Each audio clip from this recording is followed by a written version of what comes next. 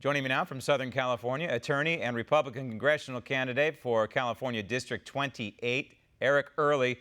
Eric, I posted a video on social media, caught my eye because I thought it was very symbolic of what is happening right now. And it's a fairly simple concept. Here's a lone jogger on the beach, I believe in Southern California, and then the police officer or the security guard gives chase, and the jogger speeds up and says, "See you later, I want my freedom." Very symbolic of what is happening to all Americans right now. And the pushback is beginning to build. Are you feeling it in L.A.? Absolutely. People want out. People want out, Graham. And, and I know business owners that are tottering want to get back to business. And people who are losing their jobs all over the place want to get back to work.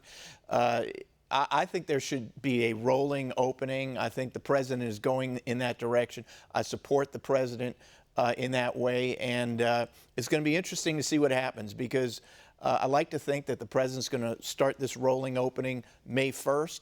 And we have this Garcetti who he doesn't really seem to get what businesses are going through and employees are going through and families are going through.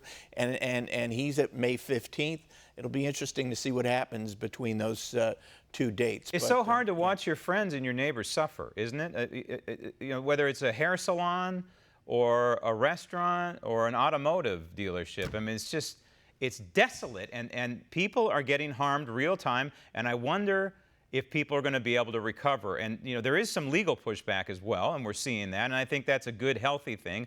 I think that the United States Constitution should win out in a situation like this. And, by the way, the Supremacy Clause should win out in a situation like this, as that's what the president is trying to say. Yeah, people are all going through a hard time around the country. And, of course, we want people to be healthy, get past this thing. But at the same time, thank God, the numbers are not nearly as high as the so-called medical experts said they would be. Right. And so now we're starting to see the legal action. It started this past weekend where people were not allowed to go to pray and to worship on Easter. Yeah. And there were some just ridiculously draconian things preventing that. So there's lawsuits starting to build from that. And we have to start doing things. For example, this guy Garcetti. Unfortunately, in our state, it's run by, Newsom, Garcetti, throwing my opponent Schiff, who is just a pathetic case altogether. These are guys, they grew up with a silver spoon in their mouth. They went straight to the best schools. They came out, they went right into politics. They have no clue about business. No clue about people living, week to week, and they're making our decisions. And, for example, a guy like Garcetti, I know he's not doing it. He should be doing, for example, he should be meeting with a group of restaurant owners. They're suffering so much. And let the restaurant owners propose, for example, a way they can open restaurants still living with social distancing or and let such, we the people do it, right? Maybe we don't want to sit a table apart from people, but let freedom ring. Real quick, you mentioned Adam Schiff, your opponent in the 28th district. He's not exactly in hibernation right now. He's trying to investigate the President of the United States, which I begin to laugh, of course, because we know what he was doing in January when the Wuhan coronavirus was making its way over to the United States. He was trying to impeach the President of the United States. The man is demented. And he is in hibernation. He's in hiding somewhere under a rock somewhere. He's probably thousands of miles away from our district. But yeah, he's sitting there under his rock, preparing to go after the president again. He's not doing anything whatsoever for our district. He abandoned the district years ago.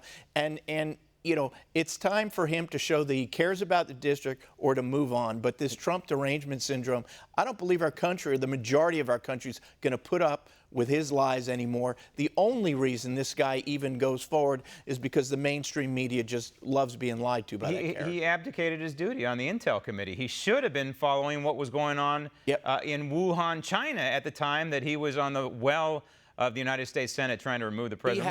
He had all that information. He knew about the virus. He said nothing for those 3 months. He did. He's complicit. In this, he's complicit, and this committee he wants to start, he should investigate himself first for violating his duty to the American Fox people. guarding the hen house. What's your website, real quick, in case people want to help you out? www.ericearly.com. I'm running against Schiff for Congress. I need everybody's help, especially in this day and age where we cannot campaign. So thanks very much, and Eric, thanks for having me, Graham. Good luck. Thank you. Want to see more videos like this? Click on the link below and subscribe to One America News on YouTube. And call your cable provider and kindly demand that One America News is added to your lineup. Call and subscribe today.